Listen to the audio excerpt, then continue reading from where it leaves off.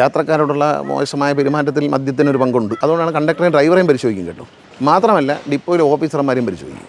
ATOമാരൊക്കെ ഇരുന്ന് അടിച്ചിരിക്കുന്ന ആൾക്കാർക്കാണ്, അവരെയും പരിശോധിക്കും. അത് ഞങ്ങൾക്ക് മാത്രമേ ഉള്ളൂ എന്നൊരു ധാരണ വേണ്ട, അവരും ഉണ്ട്. ഇനി കഴിച്ചതിന് ശേഷം പരിശോധന കഴിഞ്ഞല്ലോ എന്ന് പറഞ്ഞ് ഉച്ചയ്ക്ക് എവിടെയെങ്കിലും നിർത്തി അടിച്ചിട്ട് വീണ്ടും വണ്ടി കയറിയാൽ സ്ക്വാഡ് പിടിക്കും. ഊതിയെ പിടിച്ചാൽ അടുത്ത 5 ദിവസത്തേക്ക് ശമ്പളം ഉണ്ടാവില്ല. KSRTC ജീവനക്കാരെ കുറ്റം പറയുന്നതോടൊപ്പം സ്വിഫ്റ്റിൽ കുറച്ച് ആൾക്കാർ കയറിയിട്ടുണ്ട്. അവർ ഇച്ചിരി വിളച്ചിൽ തുടങ്ങിയിട്ടുണ്ട്. ആ വിളച്ചിലിനും നല്ല രീതിയിൽ നടപടി വരും. വിളച്ചിൽ വേണ്ട, ജനങ്ങളോട് വിളച്ചിൽ വേണ്ട, അതിൽ നടപടി വരും. പിന്നെ വണ്ടി കൊണ്ട് ഇടിച്ചിട്ട് ഡെപ്പോസിറ്റിൽ അഡ്ജസ്റ്റ് ചെയ്ത് അതൊന്നും പറ്റില്ല, പിരിച്ചൊന്നും വിടുന്നില്ല, മുഴുവൻ പൈസയും പിടിച്ചിട്ട് കൊടുത്തുള്ളൂ. പലരും പറയാറുണ്ട് ഇതിൻ്റെ താഴെ ഇങ്ങനെ കമൻറ്റ്, ഇതൊക്കെ വരുമ്പോൾ കമൻറ്റ് പറയും ഇവരെ സ്വഭാവം മാറുമെന്നൊക്കെ ചോദിക്കും. ഇവരുടെ സ്വഭാവത്തിനൊന്നും ദോഷമൊന്നുമില്ല. ചില ആളുകൾ അഴുക്ക സ്വഭാവം കാണിക്കുന്നുള്ളൂ, അത് മാറും, അതൊക്കെ മാറിക്കോളും, കുഴപ്പമൊന്നുമില്ല. കുറച്ച് നടപടി വരുമ്പോൾ മാറും. KSRTC ബസ്സുകളുടെ അപകടങ്ങളുടെ എണ്ണം കുറയ്ക്കാൻ വേണ്ടി പുതിയ CMD മുന്നോട്ട് വെച്ചൊരു ആശയമാണ്. അദ്ദേഹത്തിൻ്റെ ആ നടപടി വളരെ അഭിനന്ദനം അർഹിക്കുന്നൊരു കാര്യമാണ്.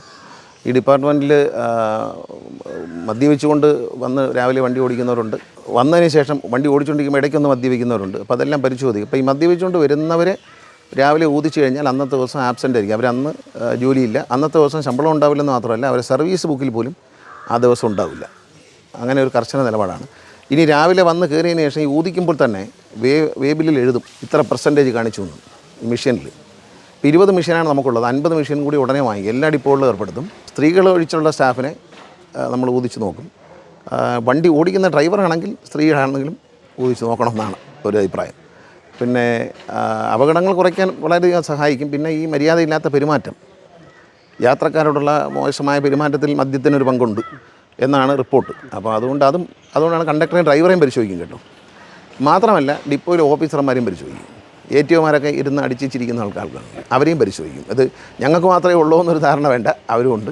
ഇതിനകത്തുള്ള കാര്യം വെച്ചാൽ എല്ലാവരും ഒന്നും മദ്യപിച്ച് വണ്ടി ഓടിക്കുന്നുണ്ട്. പക്ഷേ ഈ മദ്യപിച്ച് രാവിലത്തെ ലെവൽ നോക്കിയതിന് ശേഷം ഉച്ചയ്ക്ക് സ്ക്വാഡ് പിടിച്ചാൽ പിന്നെ 5 ദിവസത്തേക്ക് ശമ്പളം ഉണ്ടാവില്ല. ഇതേ സ്ഥലം മാറ്റം, സസ്പെൻഷൻ, അങ്ങനെയുള്ള കാര്യങ്ങളൊക്കെ സമയമെടുക്കും.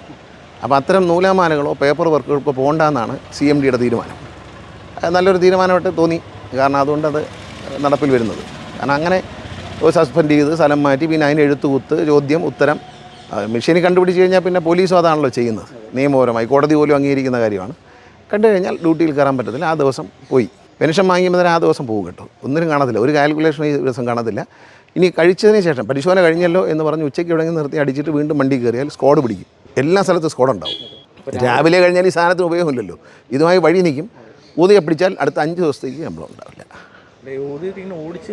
അല്ല, അങ്ങനെ വളരെ കുറച്ച് ആൾക്കാരേ ഉള്ളൂ. പക്ഷേ അത് മറ്റുള്ളവർക്കും ചീത്തപ്പേരാണ്. ഈ ചിലരുടെ ബിഹേവിയർ, ഇപ്പോൾ ഡ്രൈവറെ മാത്രം കുറ്റം പറയുന്നില്ല, കണ്ടക്ടറുടെ ബിഹേവിയർ മോശമാണെന്ന് പറയുന്നതിൽ ഇതൊരു പങ്കുണ്ട്. യാത്രക്കാരനാണ് യജമാനൻ എന്നുള്ള മുദ്രാവാക്യത്തിൻ്റെ ഭാഗമായി ഇത്തരം കാര്യങ്ങൾ നടപ്പിലാക്കുന്നത്. ഒരുപാട് നന്മ ചെയ്യുന്ന ഡ്രൈവർമാരും കണ്ടക്ടർമാരും, പക്ഷേ ഒരാളുണ്ടാക്കുന്ന കുഴപ്പം, അല്ലെങ്കിൽ ഒരാളോ 2 പേരോ ഉണ്ടാക്കുന്ന കുഴപ്പം വലിയ ഒരു ഇഷ്യൂ ആയി മാറുകയും ഈ 100% ആൾക്കാരും കരിവാരി തേക്കപ്പെടുകയും ചെയ്യുന്നതാണ്.